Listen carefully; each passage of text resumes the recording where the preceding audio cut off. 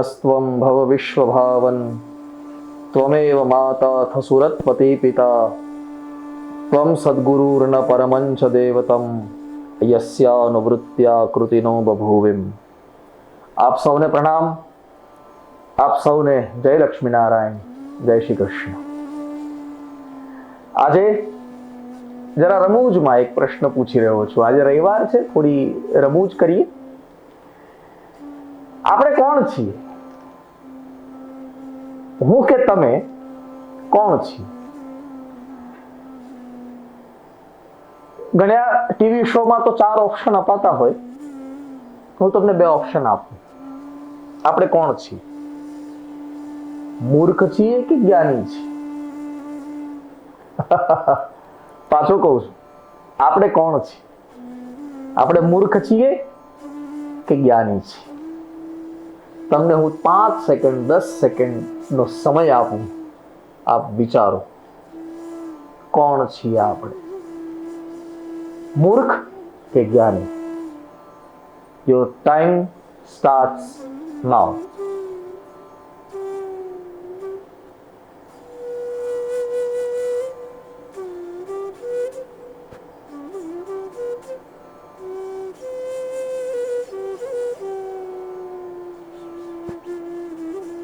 જવાબ મળ્યો કે હજી 5 સેકન્ડ આપું?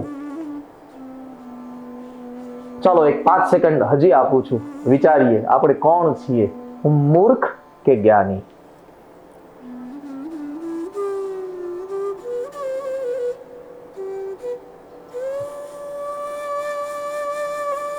નહીં જ મળ્યો હોય જવાબ, કારણ કે આ પ્રશ્ન જ સમજાતો નથી કે આ કેવો પ્રશ્ન. કોઈ પોતાની જાતને મૂર્ખ કેમ કહે? કોઈ વ્યક્તિ પોતાની જાતને મૂર્ખ કેમ સમજે? આ જગતમાં બધા જ જ્ઞાની છે અને આપણામાં પણ એવું મિથ્યાત્વ જીવે છે કે આપણે પણ જ્ઞાની છીએ, તો હું મારી જાતને મૂર્ખ શું કામ કહું? નહીં, હું જ્ઞાની પણ નથી, હું મૂર્ખ પણ નથી. આપણે અત્યારે જે આ સેકન્ડો લીધી વિચારવા માટે, એમાં તત્વતા નિર્ણય તો નહીં જ કરી શક્યા હોઈએ, કારણ કે જ્ઞાની તો નથી આપણે એટલા બધા, આપણને એટલું બધું આવડતું પણ નથી. અને પોતાની જાતને મૂર્ખ કેમ કહેવા? તો કેમ સમજવું કે આપણે મૂર્ખ છીએ કે જ્ઞાની? શબ્દ છે ખલ. આપણે ખલ છીએ કે સાધુ? કેમ સમજવું? એના માટે મહાભારતના એક પાત્ર વિદુરજી, એમના દ્વારા એક ગ્રંથ લખાયેલો છે. એનું નામ છે વિદુર નીતિ. એ વિદુર નીતિમાં મૂર્ખ અને જ્ઞાનીની એક નાની વ્યાખ્યા કરી છે. જો આપણે એમાં આવી ગયા, એ પલડું આપણું મૂર્ખનું થઈ ગયું ભારે, તો આપણે મૂર્ખ છીએ. અને એ પલડું આપણું ભારે થઈ ગયું જ્ઞાનીનું, તો આપણે જ્ઞાની છીએ, સાધુ છીએ.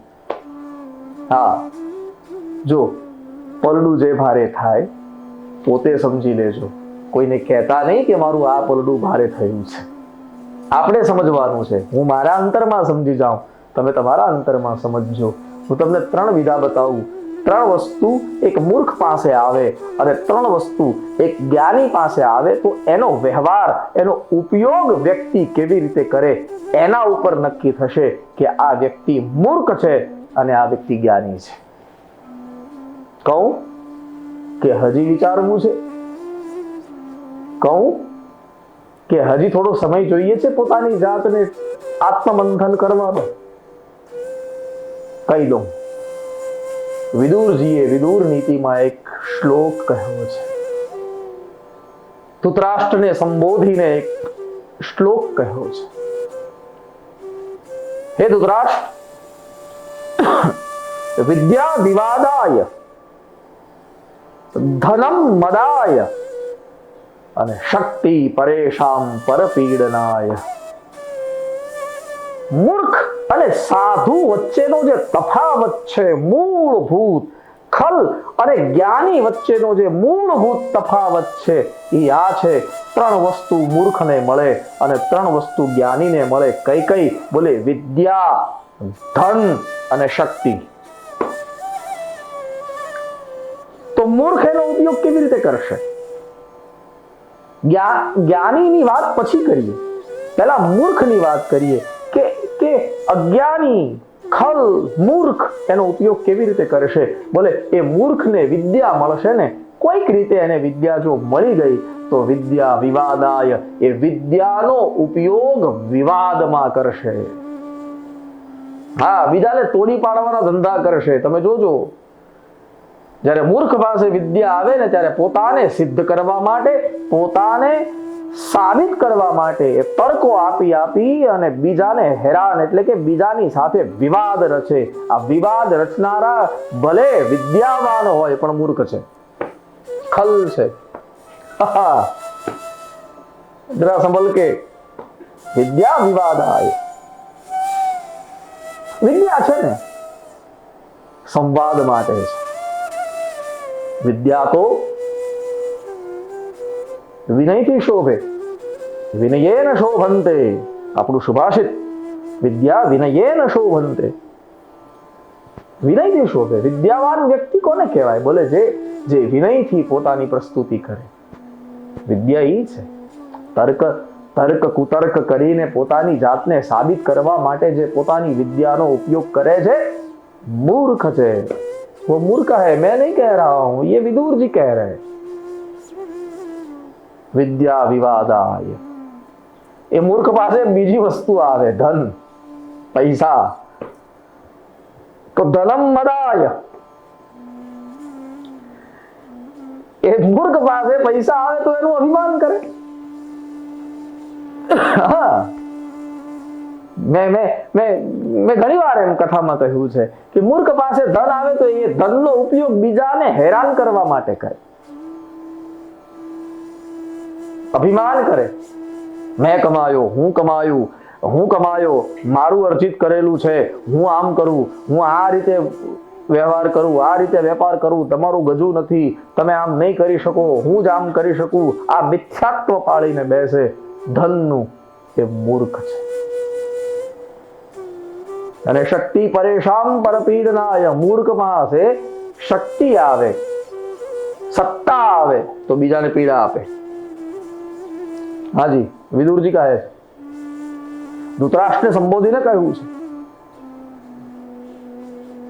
શક્તિ એ બીજાને પીડા આપવામાં જે ઉપયોગ કરે, મૂર્ખ છે, અજ્ઞાની છે, ખલ છે. હાજી. હવે આ ત્રણેય વસ્તુ એક મૂર્ખ પાસે આવી તો એને ઉપયોગ ક્યાં કર્યો? વિદ્યાનો ઉપયોગ વિવાદમાં કર્યો. ધનનો ઉપયોગ અહંકારમાં કર્યો અને શક્તિનો ઉપયોગ બીજાને પીડા આપવામાં કર્યો. પણ આ જ 3 વસ્તુ જ્ઞાની પાસે આવે તો એનો ઉપયોગી ક્યાં કરે? આઈ એમ શ્યોર કે આ 3 વસ્તુ આપણી પાસે છે, ઓછા વત્તા પ્રમાણમાં. આપણી પાસે વિદ્યા પણ ઓછા વત્તા પ્રમાણમાં છે, આપણી પાસે ધન પણ ઓછા વત્તા પ્રમાણમાં હશે અને સત્તા પણ આપણી ઓછા વત્તા પ્રમાણમાં હશે. આપણી સત્તા ભલે સમાજ પર ન હોય, રાષ્ટ્ર પર ન હોય, આપણા ઘર ઉપર તો છે. આપણી શક્તિ આપણા ઘર ઉપર તો છે. તો આ જ 3 વસ્તુ જ્યારે કોઈ સંત પુરુષ, કોઈ જ્ઞાની પુરુષ, કોઈ વિવેકી પુરુષ, કોઈ સાધુ પુરુષ પાસે આવે ત્યારે એનો ઉપયોગી કેમ કરે? જ્ઞાનાય, દાનાય, ચ રક્ષણાય. સાધુ પુરુષ પાસે વિદ્યા આવે તો એ બીજાને જ્ઞાન આપે. પ્રેમથી બેસાડીને કોઈ ભૂલ કરતું હોય તો એને એમ કે બેટા આમ ન કરાય, આમ કરવું જોઈએ. નિર્મળતાથી, એનો અહંકાર ઘવાય નહીં એ રીતે બીજાને જ્ઞાન આપે. વિદ્યાનો ઉપયોગી જ્ઞાનમાં કરે તો એ સાધુ તોય જ્ઞાની. વિદ્યાનો ઉપયોગ એ સંવાદમાં કરે, બીજાને વહેંચવામાં કરે કે મારી વિદ્યા બેઠી બેઠી, પડી પડી, સડી ન જાય, નષ્ટ ન થઈ જાય, ઈ થાય ઈ પહેલા ચાલ હું જગતને વહેંચી દઉં. વિદ્યાનો ઉપયોગ વિવાદમાં નહીં, જે સંવાદમાં કરે. ધનનો ઉપયોગ જે અહંકારમાં નહીં, જે દાન આપવામાં કરે કે મને પરમાત્માએ આપ્યું, મને કંઈક બનાવ્યો છે પરમાત્માએ, તો પરમાત્માનું કદાચ એવું કહેવું હશે કે મારા દ્વારા ઘણા લોકોનું સારું થાય, મને પરમાત્માએ યોગ્યતા કરતા વધારે ધન આપ્યું છે, તો ચાલ હું બીજાની સેવા કરું. એ દાનનો એક પ્રવાહ અથવા દાનનો સંકલ્પ એના મનમાં ઉઠે, સાધુ પુરુષ છે, એ જ્ઞાની છે. ધનનો ઉપયોગ દાનમાં કરે. અને શક્તિ પરેશાન પરપીડનાય. અજ્ઞાની મૂર્ખ એ શક્તિનો ઉપયોગ બીજાને પીડા આપવામાં કરે, જ્યારે જ્ઞાની હોય તો એ શક્તિનો ઉપયોગ બીજાની સંરક્ષામાં કરે. સત્તાનો ઉપયોગ બીજાને રક્ષણ આપવામાં કરે, સિક્યોરિટી આપવામાં કરે. એ જ્ઞાની છે. જ્ઞાનાય દાનાય ચ રક્ષણાય. સત્તા એ બીજાના રક્ષણ માટે છે, બીજાના દમન માટે નથી. સત્તા કોઈ સત્તાધીશો કે કોઈ ઊંચી પદવી પર રાષ્ટ્રની, સમાજની, જિલ્લાની, રાજ્યની કોઈ ઊંચી પદવી પર સત્તાધીશો જે બેઠા છે, એ સત્તાધીશોની સત્તા એ બીજાના રક્ષણ માટે છે, બીજાના દમન માટે નથી. જી, નહીં તો ખપી જશો મૂર્ખમાં. હાજી, તો જ્ઞાની નહીં સિદ્ધ થાવ. વિદુરજી કહે છે જ્ઞાની સાધુ પુરુષ સત્તાનો ઉપયોગ કરશે બીજાના રક્ષણ માટે. મેં એક વાત સાંભળી હતી, મેં ઘણીવાર કીધી પણ છે વ્યાસપીઠ પરથી. પિતાજીએ પણ ઘણીવાર આ વાત વ્યાસપીઠ પરથી કીધી છે. આપણા વડોદરાના રાજા સયાજીરાવ ગાયકવાડ, સાધુ ચરિત્ર વ્યક્તિત્વ, જેને શિક્ષણને અને આર્કિટેક્ચરને બહુ મહત્વ આપ્યું પોતાના રાજ્ય દરમિયાન. સયાજીરાવ ગાયકવાડ પ્રજાની હાલાકી જોવા માટે પોતાના પ્રધાન સાથે સવારે મળસ્કેનો સમય, પ્રભાતનો સમય, અને ગુપ્ત વેશે પોતાના પ્રજાની હાલાકી જોવા માટે ફરતા હતા.